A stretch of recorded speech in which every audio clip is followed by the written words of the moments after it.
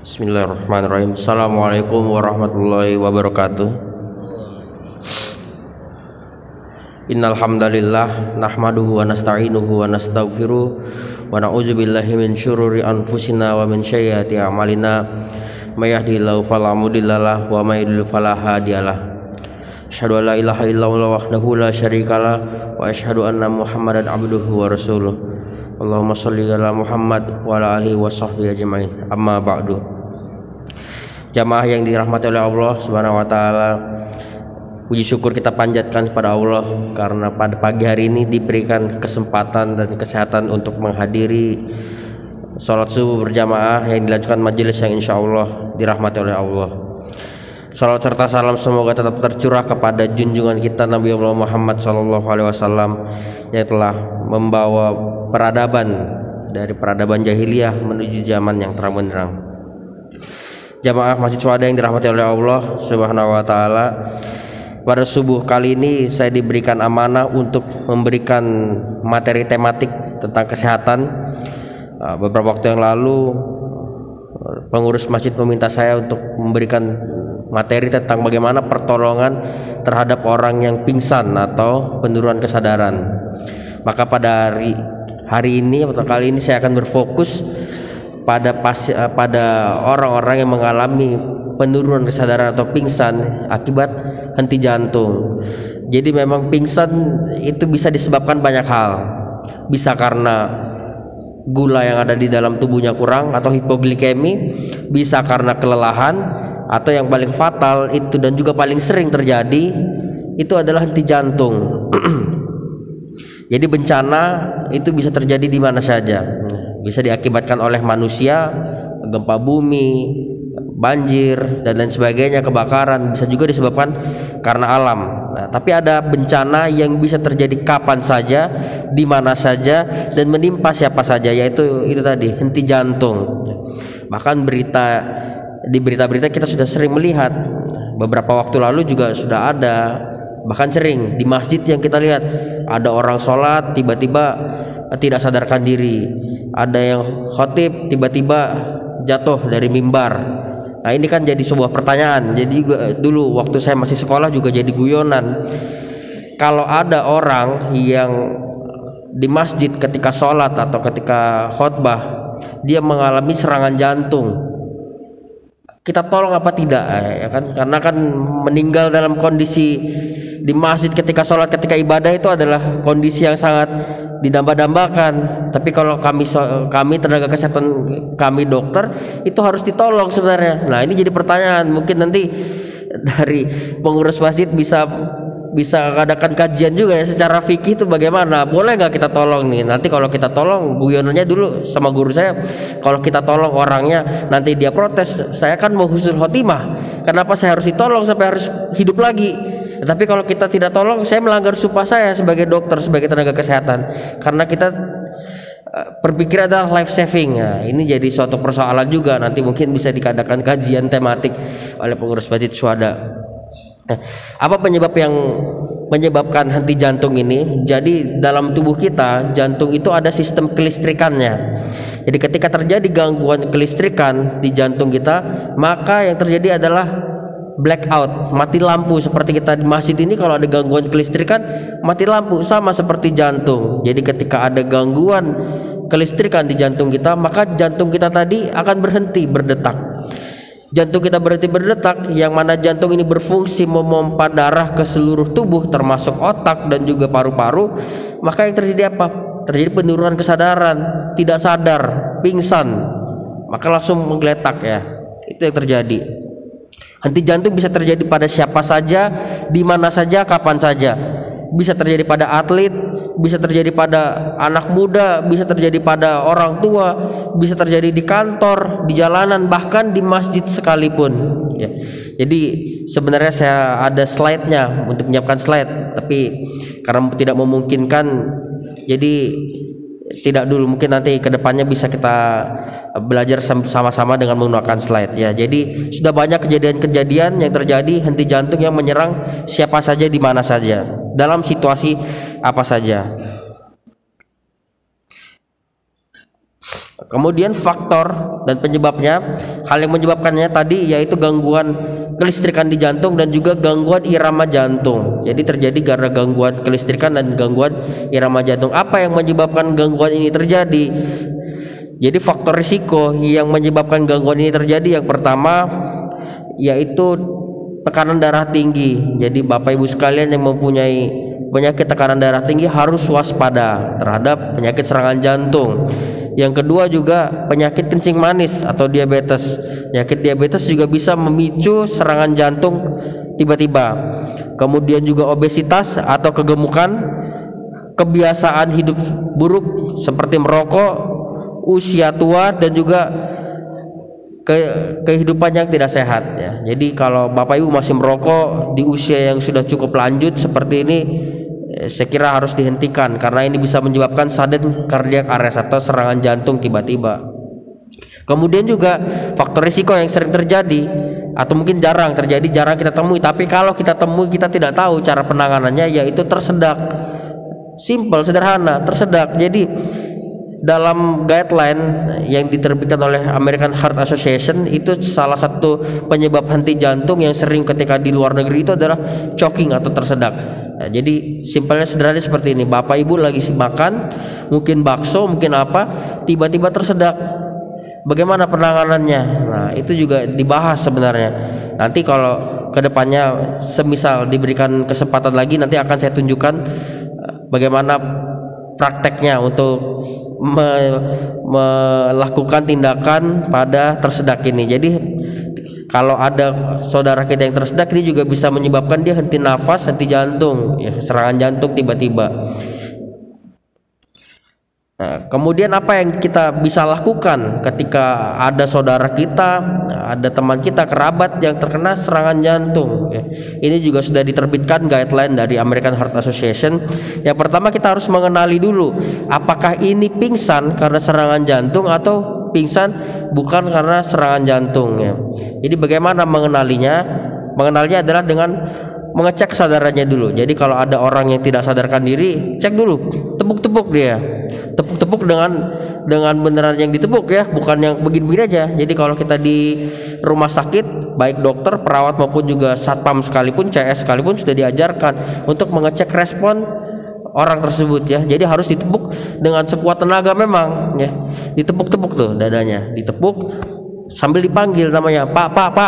Kalau dia nggak sadar, segera cek nadinya. Bagaimana cek nadinya? Cek pembuluh darahnya, cek nadi karotis yang ada di leher. Jadi kalau Bapak ini punya jakun, tangan boleh 3 jari itu ditekan sedikit, mau di kanan mau di kiri, dicek di situ ya. Di situ ada nanti. Kalau Bapak dengar denyut jantung ya, ada denyut nadi Bapak, nah itu normal. Kalau kita normal ini ada nih, ini jakun, jadi ditekan di sebelah kanan atau sebelah kiri. Kalau kita normal itu ada denyutnya. Nah, pada orang yang serangan jantung, dia tidak ada denyutnya, tidak bernafas, tidak berdenyut nadinya di karotis tadi ya, di leher yang paling gampang.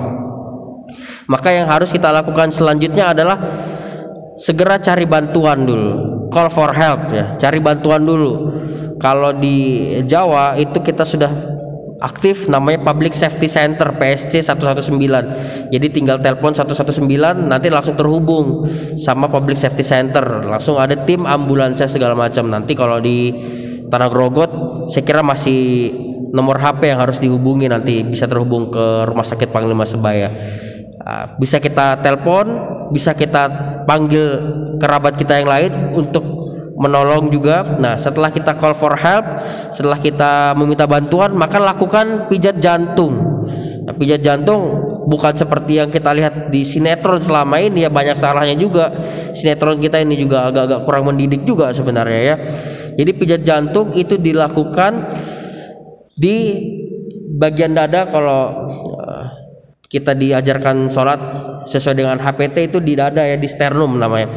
Jadi kita punya tulang rusuk, di tengah sini ada tulang dadanya. Nah, dilakukan pijat jantung di tengah dada sini ya, bukan terlalu bawah, bukan di ulu hati, bukan di atas sekali, tapi di tengah dada.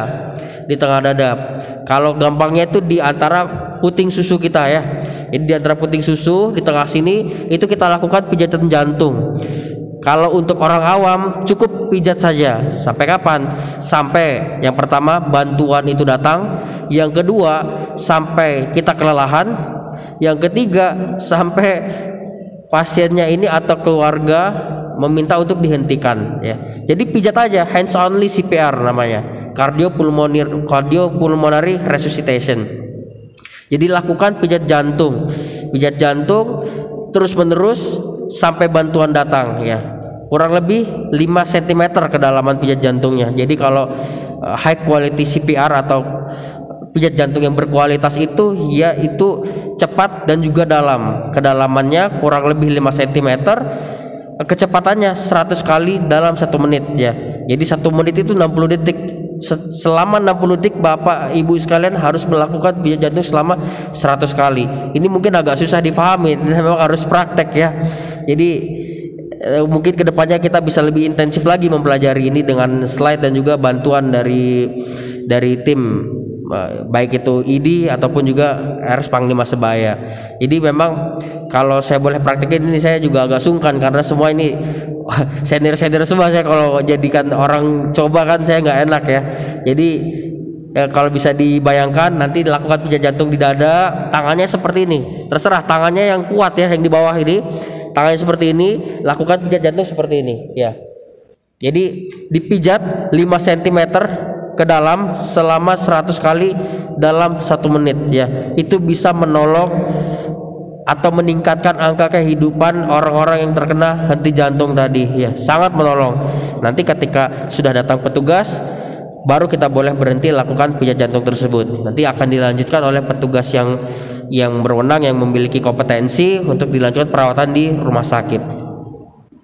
Nah, kemudian juga sebenarnya ada guideline tambahan, yaitu selama kita punya jantung, kalau di situ ada alat namanya AED yang kita biasa lihat di bandara ya, alat defibrilator, automatic electric defibrilator, harusnya kita aktifkan itu.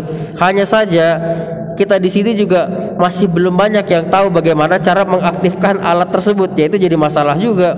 Nah, sebenarnya di tempat umum itu harusnya sudah digalakan yang seperti itu. Mungkin kalau belum mengenal AED, paling tidak edukasi terkait pijat jantung ini harus digalakan ya. Jadi saya juga dulu ketika masih di Jawa heran juga ya, yang semangat untuk melaksanakan pelatihan pijat jantung ini saya belum pernah diundang masjid. Yang pernah itu gereja yang mengundang ya, mereka dengan semangat mengundang kami dokter untuk tolong kami dilatih tentang bantuan hidup dasar pijat jantung ini biar kami bisa punya ilmu apabila jemaat-jemaat kami ada kena serangan jantung, ada keluarga. Tapi kalau untuk masjid mohon maaf ya, saya belum pernah diundang untuk melakukan hal tersebut. Mungkin juga bisa jadi perhatian untuk takbir masjid syuhada. Kita nggak usah muluk-muluk. Jika itu terjadi pada saudara kita di rumah, terjadi pada orang tua, terjadi pada anak atau istri kita, apa yang kita lakukan? Kan kita belum punya ilmunya ya. Atau mungkin ketika saat ini terjadi pada jamaah kita sendiri, sebelah kanan kita, sebelah kiri kita, apa yang kita lakukan kira-kira? Diam aja akhirnya kan, karena nggak tahu juga kan. Ya sudah, innalillahi wa inna ilaihi rajiun aja sudah. Jadi agak membingungkan juga jadinya ya. Kenapa kok yang tetangga kita lebih semangat daripada kita untuk menyelamatkan jamaatnya? Mungkin karena mereka minoritas ya, kita terlalu banyak kali ya. Jadi meninggal satu nggak apa-apa, juga husnul khotimah kalau meninggal di masjid ya. Nah, itu juga jadi PR kita bersama. Itu tadi juga kalau ada imam masjid, ada jamaah yang sholat ketika kena serangan jantung, kita tolong atau tidak, itu jadi pertanyaan juga. Nanti mudah-mudahan bisa dijawab nanti. Itu jadi pertanyaan menarik. Nah, maka juga saya pernah mengusulkan beberapa waktu yang lalu, harusnya di belakang imam bukan hanya orang yang bisa menggantikan imam saja, tapi juga bisa menolong imam ketika imamnya juga kena serangan jantung. Tapi ya kembali ke pertanyaan tadi, itu boleh nggak ditolong? Boleh nggak kita melakukan pertolongan pada imam yang cita-citanya adalah meninggal husnul khotimah, sementara kita mengintervensi jangan sampai dia meninggal? Situ kan saya jadi gak enak juga jadi ya kan kalau kita begitu. Nah, kemudian juga yang perlu diperhatikan ketika kita melakukan pertolongan, harus kita amankan dulu lingkungan dan diri kita. kira-kira aman nggak kalau kita melakukan pertolongan ini? Semisal ada kerabat kita tenggelam di kolam nih karena henti jantung.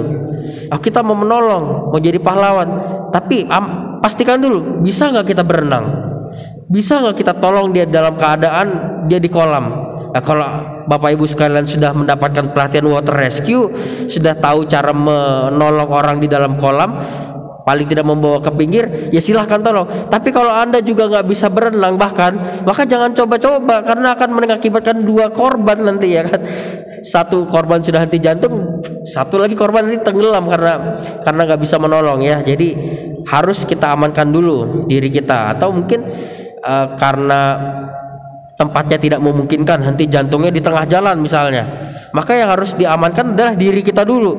Kira-kira aman nggak untuk menolong di tengah jalan seperti ini?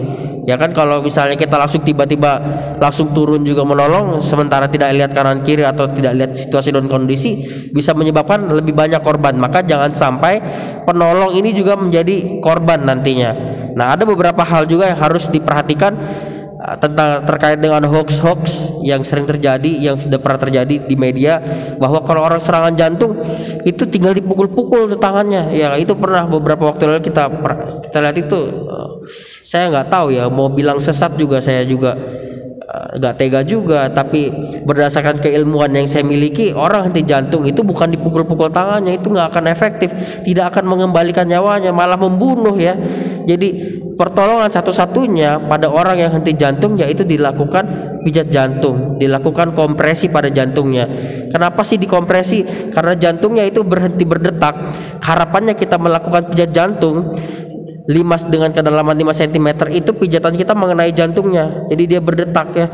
Makanya pijat jantung itu dilakukan dengan kedalaman kurang lebih 5 cm dengan kecepatan 100 kali per menit, karena detak jantung kita normalnya 1 menit itu 60 sampai 100 kali. Jadi ketika jantung kita berhenti, ini dada kita, ini dalam jantung kita, ketika kita pompa, harapannya adalah 5 cm itu mengenai jantung, jadi jantungnya bisa terpompa secara manual. Begitu ya Bapak Ibu sekalian. Kalau ditepuk-tepuk sini, apa yang ditepukkan tidak ilmiah juga ya, tidak berdasar, katanya saja. Tapi kalau yang ini sudah ada guideline-nya, sudah ada penelitiannya, sudah ada reasonnya, ada evidence based medicine-nya. Makanya saya jelaskan juga itu tadi, kenapa harus 5 cm ke dalam, kenapa harus 100 kali per menit. Harapannya adalah jantungnya bisa kembali normal, bisa kembali hidup lagi kelistrikannya, dan bisa memompa darah ke dalam otak ya. Itu tadi. Jadi 3C yang harus diingat ketika terjadi henti jantung. Yang pertama cek, 3C. Yang pertama cek respon dari korban, cek respon dari pasien ini, ada respon atau tidak, kemudian ada nadinya atau tidak ya. Kemudian yang kedua panggil bantuan, mau bantuan dari rumah sakit, mau bantuan orang sekitar, mau bantuan tenaga kesehatan dan lain sebagainya, call. Kemudian C yang ketiga itu kompres, mulai lakukan pijatan, hands only CPR. Jadi kalau Bapak Ibu sekalian yang tenaga awam, cukup lakukan pijat jantung saja, tidak perlu sampai dibantu dengan jalan nafas seperti yang di sinetron dan lain sebagainya ya. Jadi cukup lakukan pijat jantung saja, hands only CPR. Kenapa? Karena hands only CPR itu dapat menguntungkan. Yang pertama, Anda tidak panik ya, tidak bingung dengan guideline-nya, cukup pijat aja terus sampai bantuan datang, sampai Anda kelelahan, atau sampai memang sudah diminta untuk stop. Yang kedua, ini mudah dilakukan siapa saja, kapan saja, di mana saja, cukup pijat jantung aja. Yang penting Anda tahu lokasi pijat jantungnya, bagaimana syaratnya, ya sudah, lakukan terus. Kemudian dapat diajarkan kepada siapa saja, mau itu anak-anak, mau itu orang dewasa, sekalipun orang tua ya. Itu yang harus dilakukan. Nah, kemudian ada pertanyaan lagi, bagaimana untuk orang hamil yang perutnya gede? Orang hamil boleh nggak dipijat jantungnya? Justru boleh, karena yang kita pijat dadanya kan, bukan perutnya ya. Jadi kalau orang hamil nggak apa-apa, sama tata laksananya pada orang dewasa biasa. Yang harus diperhatikan adalah pada anak-anak ya. Pada anak-anak agak sedikit beda. Anak-anak dan bayi itu beda, tapi jarang kejadian pada anak-anak dan bayi serangan jantung. Serangan jantung lebih sering pada orang dewasa, orang tua, dan terjadi di tempat-tempat umum yang biasanya terjadi ya. Jadi kalau anak-anak mungkin agak beda. Nah, pelatihan bantuan hidup dasar atau pijat jantung ini juga tidak bisa dilakukan sekali waktu. Oh ya, tidak bisa sekali waktu dengan metode ceramah seperti ini juga tidak akan efektif sebenarnya. Mungkin saya ini hanya kasih intro sedikit saja. Kedepannya mudah-mudahan nanti Masjid Syuhada bisa mengadakan pelatihan bantuan hidup dasar untuk jamaahnya lebih intensif lagi, bekerja sama mungkin dengan Rumah Sakit Panglima Sebaya atau Ikatan Dokter Indonesia. Nanti bisa menghubungi saya biar bisa saya hubungkan. Nah, kalau nanti pelatihannya secara intensif, nanti akan dilatih oleh tim-tim terlatih dan juga ada boneka peraganya. Nanti ada boneka peraga akan dibagi beberapa tim dan semua akan merasakan dan melakukan pijat jantung pada boneka peraga. Karena kalau belum dilakukan, belum merasakan, beda rasanya. Sedangkan yang sudah pernah mendapatkan pelatihan melakukan kepada boneka aja, beda rasanya melakukan kepada manusia ya. Ada rasa-rasa takut-takutnya sedikit juga ya. Karena pijat jantung ini juga punya risiko sebenarnya. Risikonya apa? Tulang rusuknya bisa patah juga ya kan ya. Tapi kan kita menimbang manfaat dan mudarat ya. Tulang rusuk patah itu bisa menyambung kembali, tapi kalau nyawanya udah hilang ya sudah selesai kan ya. Jadi kita menimbang manfaat dan mudarat, maka tetap kita lakukan pijat jantung ya. Saya kira itu yang bisa saya lakukan. Mudah-mudahan ini bisa menjadi sedikit sangu untuk Bapak Ibu jamaah Masjid Syuhada sekalian, agar bisa menjadi bekal juga baik untuk di masjid maupun ketika di rumah nanti. Jadi tapi harus diperhatikan bahwa tidak semua orang pingsan itu karena serangan jantung. Tapi orang yang pingsan kita harus curigai serangan jantung dulu ya. Karena kalau orang pingsan nadinya masih ada, nafasnya masih ada, Bapak langsung kompresi dada, wah sakit juga itu kan ya. Kasihan dia nanti langsung sadar biasanya itu karena sakit itu. Jadi ingat 3C tadi ya. Cek respon, cek nadi, kemudian C yang kedua call for help, segera telepon bantuan, panggil bantuan. Yang ketiga adalah lakukan kompresi atau pijat jantung. Maka saran saya Bapak Ibu sekalian yang punya HP di rumah, simpan nomor-nomor yang penting ya, jangan cuma kerabat temannya aja. Simpan nomor Rumah Sakit Panglima Sebaya, simpan nomor ambulans terdekat, simpan nomor fasilitas kesehatan terdekat, simpan nomor tenaga kesehatan atau tenaga medis, dokter, perawat yang Anda kenal untuk meminta bantuan ketika terjadi suatu hal yang tidak diinginkan, baik itu di rumah, di tempat umum, atau mungkin di masjid kita sendiri. Saya kira itu yang bisa saya sampaikan. Kurang lebihnya saya mohon maaf. Billahi fisabilillah wastabiqul khairat. Wassalamualaikum warahmatullahi wabarakatuh.